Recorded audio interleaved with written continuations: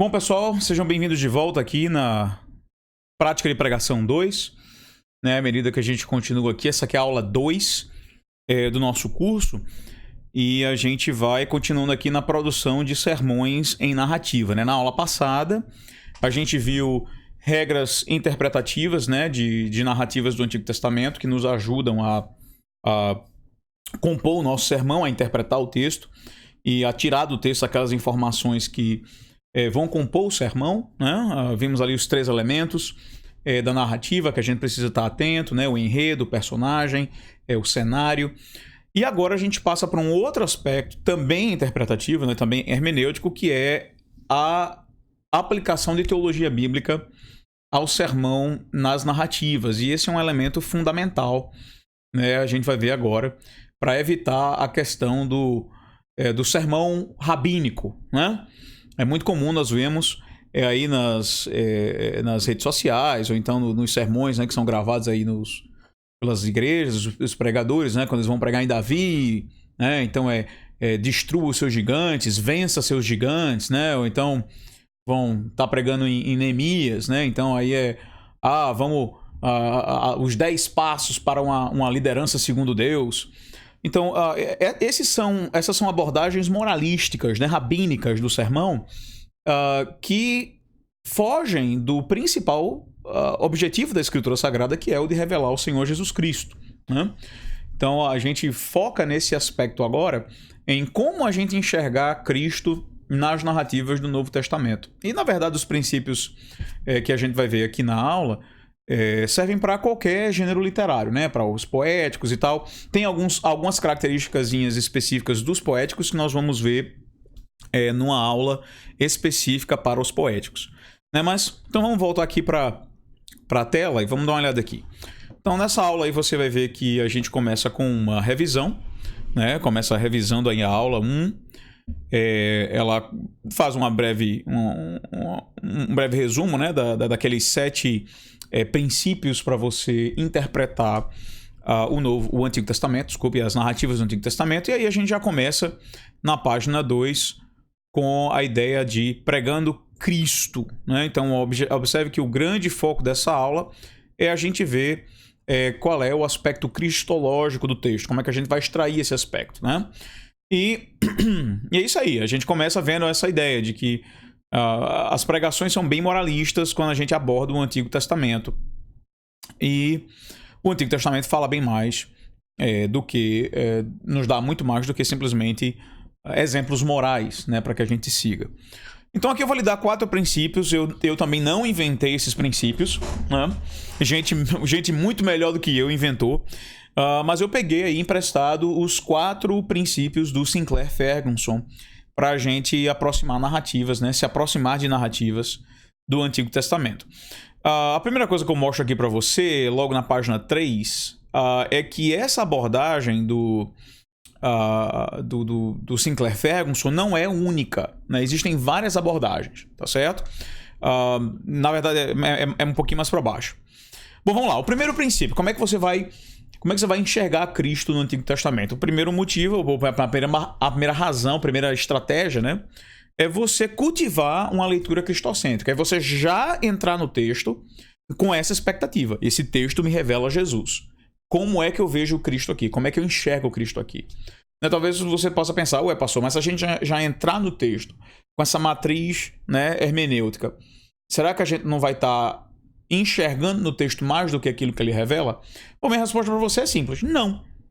Não. Por quê? Porque o próprio Senhor Jesus Cristo nos diz, né, lá pela estrada de Damasco, ele fala lá para os seus... para aqueles discípulos que estavam caminhando, que desde Moisés, passando pelos profetas e também no livro de Salmos, ali também os Salmos, né, ali a ideia são os poéticos mesmo, o grupo de livros poéticos. O Senhor Jesus Cristo foi mostrando aonde ele estava. Isso quer dizer que ele está em cada versículo, em cada capítulo? Não, não é isso que isso quer dizer. Quer dizer que as revelações messiânicas estão ali. Então a gente tem que estar de olho aberto para elas, né? Temos que estar de olho aberto para as revelações messiânicas. Então, daí, eu, obviamente, recomendo a você adquirir livros como o livro do Van Groningen, Revelação Messiânica no Antigo Testamento, ou você adquirir também aquela trilogia lá do Van Groningen, né, que é também uma teologia bíblica, mostrando para você ali o desenvolvimento orgânico, progressivo da revelação redentiva. E você já vai se aproximando do texto com essa certeza. Cristo está lá, eu só preciso enxergar, eu preciso abrir os meus olhos para enxergá-lo lá, tá certo? Uma outra maneira de você desenvolver essa ideia de que você precisa cultivar essa necessidade de ver Cristo no Antigo Testamento, na narrativa, é você ouvindo outros bons pastores, né? E aqui eu lembro uma frase que eu escutei do Dr. Joel Obi, que eu nunca esqueci, que ele falou isso aqui, olha: pregação expositiva, ela é mais absorvida do que ensinada. Pregação experimental e expositiva, ela é mais absorvida do que ensinada. Em outras palavras, você vai aprender muito mais sobre pregação expositiva escutando bons pregadores do que você lendo livros de homilética, como o Brodus, ou o Chapel, ou o Haddon Robinson. Os manuais homiléticos são importantes? São importantes, são bons, são ótimas referências, a gente tem que lê-los. Mas a melhor maneira de você aprender como organizar, como estruturar, como comunicar, é você pegando os melhores pregadores que ofereçam para você uma abordagem expositiva, uma leitura do Antigo Testamento cristológica, uma boa retórica, né, uma boa estrutura a lógica no seu sermão. Então, seja seletivo nesse sentido, né? Encontre aqueles pregadores que mais alimentam a sua alma, até porque, enquanto pregador, você precisa também ter a sua alma alimentada. Então, escute bons sermões e escute com dois tipos de ouvido, né? Escute com um ouvido para se alimentar e escute com outro ouvido para aprender. Então, absorva de homens melhores do que você, né? Naquilo que diz respeito à pregação. Bom, o segundo passo, então, aqui a gente começa já num aspecto mais técnico, né? Ali o passo 1 é um passo mais experimental.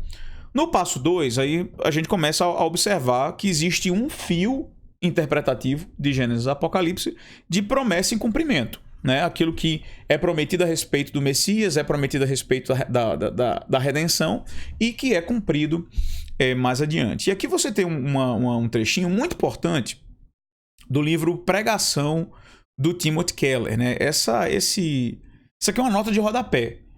Eu costumo dizer que essa nota de rodapé aqui vale o valor do livro. Por quê? Ela não é a única, tem umas outras duas que valem também muito, todas elas no capítulo 2, né? No livro de pregação do Keller, se eu não me engano, é o capítulo 2. Você vai encontrar um ótimo capítulo sobre teologia bíblica aplicada ao sermão, né? É isso mesmo, é Pregando o Evangelho Todas as Vezes. É o nome da tradução aqui, né? Eu fazendo aqui a tradução em tempo real. É isso aí, Pregando o Evangelho Todas as Vezes, é o capítulo 3. Essa nota de rodapé específica aqui da aula, essa nota de rodapé número 2, está no capítulo 3. Pregando Cristo de toda a Escritura. Então, se você tiver esse livro, né, do Keller, que já está traduzido aí, acho que foi a Vida Cristã quem traduziu, vale a pena muito você comprar, adquirir, ler o livro, ele é muito bom. E nesse capítulo específico você vai ter esse material aqui excelente, mostrando para você as diferentes abordagens, né? Então ele vai mostrar para você que tem a abordagem aqui do Ferguson, né? Tem a abordagem também aqui do Greidanos, né? Tem a abordagem do Goldsworthy, né? Que são todas abordagens um pouco distintas. Tem o David Murray, né, que oferece outra abordagem. Gary Miller, tem outro aqui, o Brian Chappell oferece outra abordagem. Então, basicamente, o que você vai vendo aqui é que não existe uma maneira apenas de você cultivar essa abordagem de revelação, de promessa e cumprimento, ou até mesmo de enxergar a Cristo de uma maneira geral. Existem várias abordagens. Entretanto, eu escolhi a do Ferguson por ser... eu acho que ela tá dentro de todas, né? Todas têm o Ferguson e todas vão um pouquinho além dessas 4 aqui do Ferguson. Tá bom? Então aí você vai ter a questão da promessa e cumprimento, né? E aí eu dou vários materiais para você, já demonstrando que esse é um fiozinho fundamental para você começar a ver o que acontece com os personagens, no cenário, ver que existe essa relação entre promessa e cumprimento. E o terceiro passo é a relação tipo e antítipo, né? Essa é uma relação muito clara lá quando o Paulo assemelha a Adão a Cristo, né? Então, Adão aí é o tipo de Cristo e Cristo é o próprio antítipo, né? Cristo sempre é o antítipo, do qual Abraão, Neemias, o próprio Adão, todos esses, Moisés, né? Elias, todos esses de alguma maneira são o tipo, né? Tudo bem que Elias, né, o cumprimento de Elias, quem vem como Elias é João Batista, mas muitos aspectos no que diz respeito a um profeta, né, nós vemos o cumprimento cabal, o cumprimento máximo na pessoa do Senhor Jesus Cristo. Então aqui esse capítulo vai desenvolver essa ideia, né, de como você deve enxergar esses padrões cristológicos, como é que isso deve ser lido. O passo 3 aqui é o relacionamento Cristo e o pacto, né? Que é o que a gente chama de doutrina da aliança, né?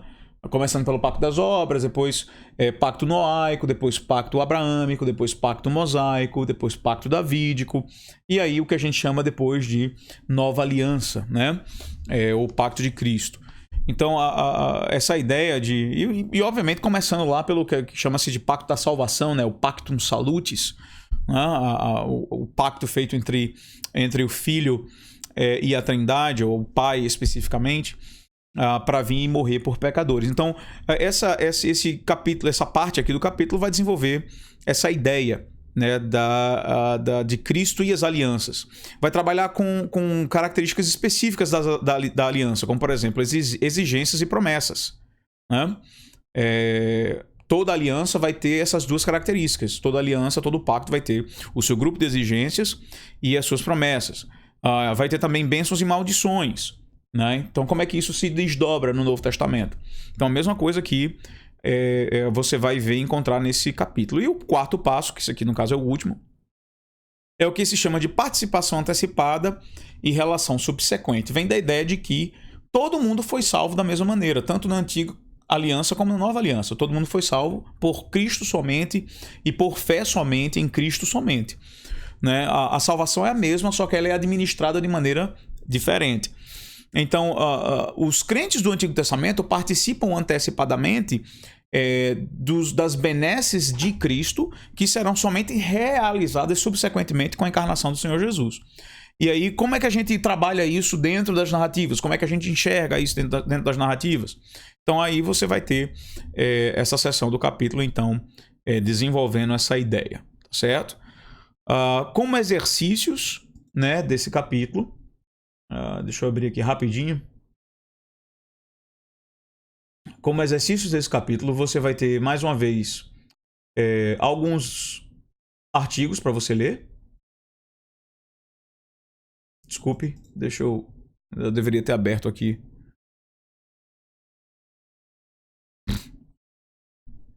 A gente abre logo o documento, facilita a gravação. Me perdoem por isso. Então você vai ter aqui, estamos voltando aqui agora.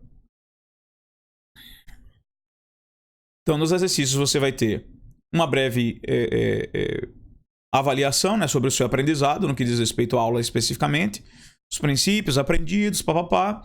E aí que você vai ter 2 artigozinhos para você ler. Cada artigo desse você vai resumir para mim em 500 palavras. Ambos são sobre Cristo e narrativas. E por último você vai escutar mais um sermão. Lembra do princípio de que é mais fácil você aprender pregação expositiva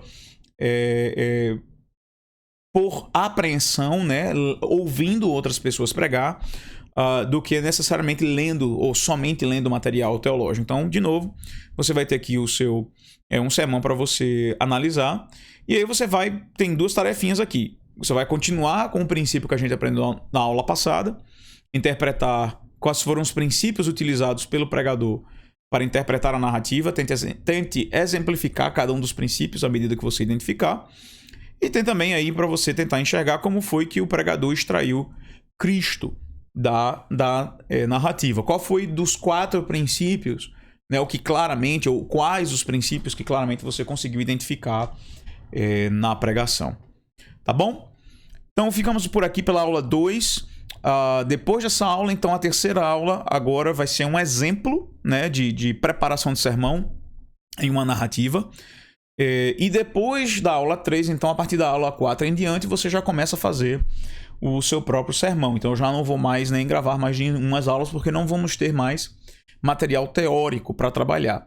Mas a partir então da aula 4 em diante, a gente certamente vai marcar uma conferência, né, uma videoconferência, para trabalharmos todas essas temáticas e eu poder acompanhar o passo a passo da sua construção de sermão. Tudo bem que eu vou acompanhar o passo a passo através também dos exercícios, né? Então, mais uma vez, não se esqueça.